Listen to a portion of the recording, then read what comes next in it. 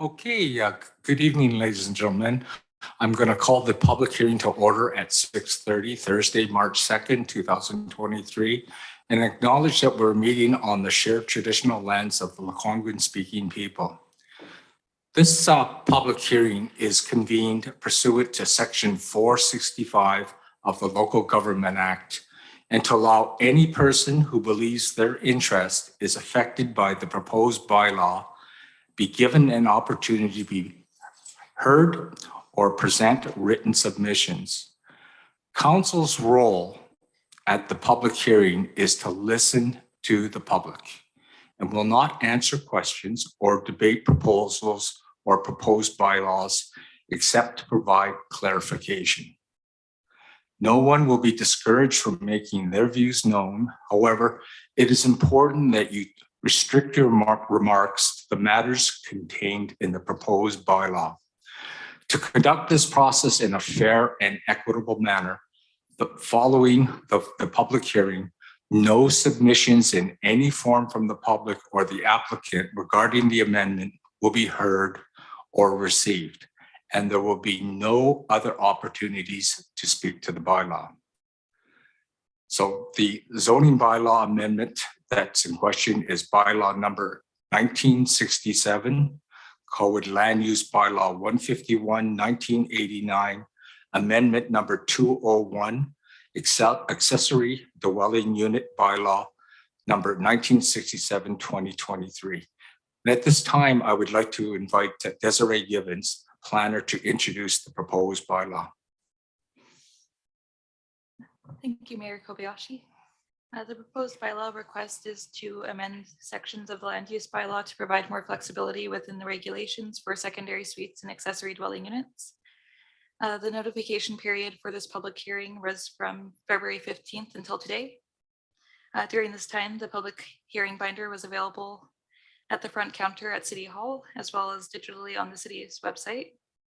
Notices were provided in the Goldstream Gazette on February 15th and February 22nd. And to date, we have not received any written responses. In advance of the notification period, staff also solicited input on the proposed bylaw 3 survey on the Let's Talk Colwood page. This survey was available from February 6th to February 20th, and in total, we received 29 survey responses. A summary report of the survey results has been provided in tonight's agenda package. With respect to the proposed bylaw, I don't have a PowerPoint presentation prepared. However, I can say a few words about the proposed amendments. The bylaw is a staff-driven request that responds to policy 9.2.1.3 of the official community plan, which identified the need to review and update the land use bylaw to provide more flexibility for residents pursuing secondary suites and other suites. There are 3 key changes that are currently being considered by bylaw 1967. The first change is to the definition for accessory dwelling units. Currently, the accessory dwelling unit definition includes a suite that's located in an accessory building on a single family lot, or it also includes a suite located inside of a duplex, a townhouse, or an apartment. The bylaw will update the definition so that accessory dwelling unit could also mean a suite located in an accessory building on a duplex or a townhouse lot. The second change is to the size restrictions for accessory dwelling units. The current regulations restrict the size of an accessory dwelling unit to 60 square meters, which is roughly 645 square feet. The bylaw will update this to allow accessory dwelling units to have an area of up to 90 square meters, which is roughly 970 square feet. And the final change being considered is to the size restrictions for accessory buildings in general. Currently, the land use bylaw limits the total combined area of accessory buildings on a lot to 60 square meters. This bylaw will update this by adding an exclusion so that any portion of an accessory building that contains a dwelling unit will not be counted towards the overall area calculation for accessory buildings on a lot. In essence, this means that an accessory building containing a dwelling unit could potentially have a total area of 150 square meters to split between the dwelling unit and the accessory building. If any further clarification is needed on what's being proposed, I am available to answer questions. Thank you. Thank you very much, Desiree. I'm going to hand over the meeting to Amanda Irving, who will manage the public participation portion of the meeting. Amanda. Thank you, Mayor Kobayashi. So now we'll start the public participation portion of the meeting. When the right now, the electronic participation instructions are on the screen for those who'd like to join the meeting remotely. We haven't had anyone log in or call in yet. So I'm just gonna discuss the rules that we'll be following during the public input portion. There will be no sound recordings or presentations permitted. Those in attendance will refrain from applause or other expressions of emotion, whether in favor or opposition to the application. Inappropriate language, outbursts, or criticism aimed at individuals or groups will not be permitted. A speaker will not debate a point of view with another speaker, but will seek clarification through the chair. Tonight, there will be 3 opportunities to speak. After everyone has had a chance to speak for a first time, a second and third opportunity will be provided. Each opportunity will provide you 5 minutes. The timer will go off. There will be a timer that will go off when your time is up, and we'll move on to the next speaker. But like I said, there will be 2 other opportunities that you can come forward and speak again. We ask that those who speak to provide their name and address and indicate whether they're in favor or opposed to the proposed amendment. So we don't have anyone online, so let's go forward with someone from the floor. If you'd like to come forward, please come to the mic, state your name and address, and press the button on the microphone.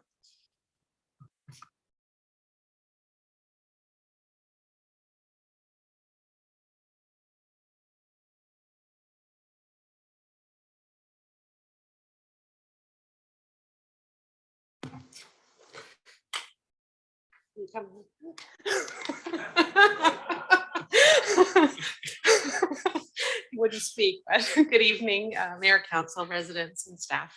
Our names are Randy and Catherine Douglas, and we live at 3343 Wishart Road here in Colwood. So we would like to speak in favor of the proposed amendment to bylaw 1967 regarding the accessory dwelling units. With the cost of real estate in the capital region, as well as the regional housing shortage in this area, we feel that the option to densify private properties is a really good one. We are strong supporters of aging in place, also to providing cost-effective housing to aging relatives, and also options for our younger generations coming into this very difficult market. So my parents, for example, currently live in Parksville. They've been wanting to move down to Victoria for a number of years, but just the real estate down here is significantly more. And they just haven't been able to afford it. So by allowing a larger accessory dwelling unit, such as what is proposed tonight, we might actually have an option here to bring our family together, which is really exciting. As well, we're also interested in our own down the road plans of potentially aging in place for ourselves. We're lucky enough, we have about half an acre. And so for us to be able to maybe have our daughter and our parents and us, you know, as she gets older, she's starting her life and helping everybody out. So multi-generational living is something that should get more consideration. And we're really excited that Colwood is considering amending this bylaw. So the current size is quite small in our opinion. So I'm very excited to hear about the increase in the size. That makes for a much nicer size, you know, up to 2 bedrooms potentially, which is really nice. And it also offers just greater use for these units. So in our opinion, densification is a reality. We listen to the news, it's all over. Personally, we don't want to see Colwood become like Langford with condos absolutely everywhere. Not a fan of that plan. Everywhere I look, there's condos. And I think this is a real opportunity to densify on our private properties while also helping. Yeah, of course, they're not all going to be generational living. Some will just be rentals, which is also, I think, a good thing, right? It's a lot nicer way of living because you got to remember with condos, it's not only the price of buying it, it's the cost of the strata fees monthly. It's expensive. We've considered that option of possibly buying a condo and having my parents rent it. It's very expensive. So yeah, that's basically it. That's our 2 cents. So thank you for your consideration. Thank you very much for your input. Appreciate it. Okay, do we have anyone else from the public that would like to speak?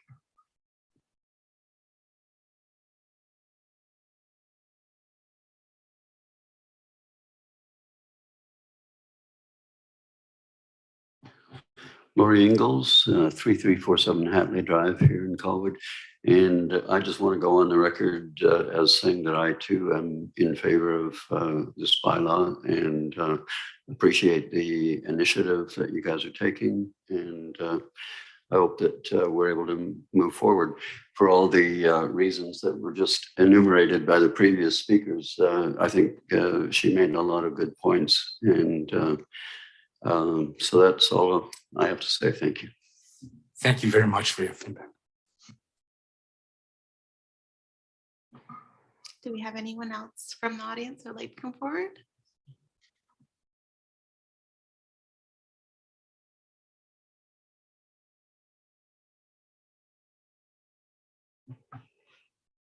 There's some very good speakers here this evening. I'm not one of them, but I need to say something. May Whitson, 779 Cecil Blog. I too am in favor. This would be absolutely amazing for Colwood. I've lived here most of my life. Multi-generational living, I think, is the way of the future. Currently, I have a suite in my home. My parents live there. I have a son who's starting his own life, couldn't afford to buy his own property. So I have a condo in Langford where he is now living. This would be an example of being able to put a cottage on the property where I live and free up a living space for another individual to live. So fingers crossed. Thank you for looking at this. Thank you very much, Ms. Whitson. So we don't have anyone online. Is there anybody else from the audience that would like to speak?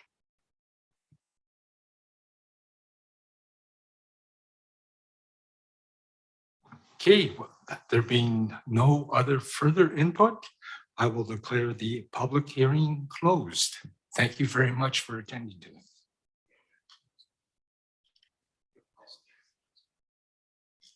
Oh. I'll take that back. Apparently there's someone else that wanted to speak. I'll take that back. We're re-adjourned. Okay. Yeah, I was just practicing for the closure.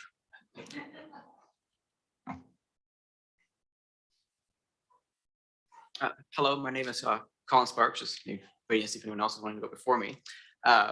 Colin Sparks, I live at 1035 Liberty Drive out in Metchosin. Housing and affordability is one of our largest problems that we face, and it's also unfortunately a homegrown one as well. Solving the problem can't simply just be putting up more single family houses. And since so many people want to live here, especially due to climate change and being displaced or just want to move here simply because it's just nice, or family connections as well. With such limited housing supply, there needs to be more options for densification and for the sort of the free market to get involved to provide the housing that's in demand for.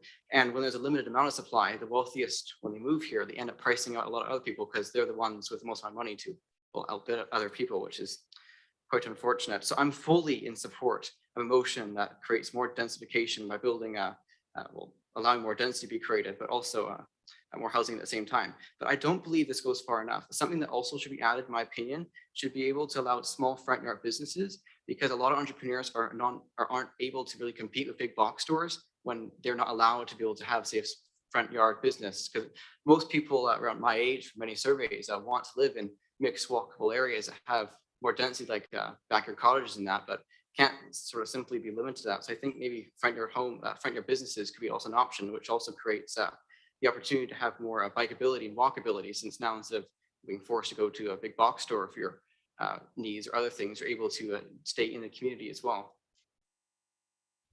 And yes, I'm fully in support of more density, and I think that should be a thing Colwood should look at. Thank you. Thanks very much, Colin. Okay, final call. Does anybody else want to speak? Please. Hi, my name is Ethan Hebert. I'd prefer not to reveal my address just because this is live streamed. I hope that's okay. Yeah, you can actually hand it to the secretary after, please. Okay, thank you. afterward? Is that okay? Okay. When it comes to affordability, accessibility is everything. How can you live in a house if there's no house to live in? And since I believe that the two main goals of city zoning should be affordability and community, accessory dwelling units are a no-brainer. Not only do they allow residents to form stronger bonds through proximity, but they're also an affordable option for many who may not be able to afford their own lot. However, hundreds of pages of restrictions and red tape can make accessory dwelling units a daunting plunge into the cold waters of bureaucracy. By increasing flexibility, affordable and practical accessory dwelling units can become a real possibility for Colwood residents. I strongly support this amendment, and I hope that council continues to make strides in affordability for years to come. Thank you. Thank you very much. Okay, final call. Final call. Seeing no other participants, I will declare the public hearing closed now officially. Thank you very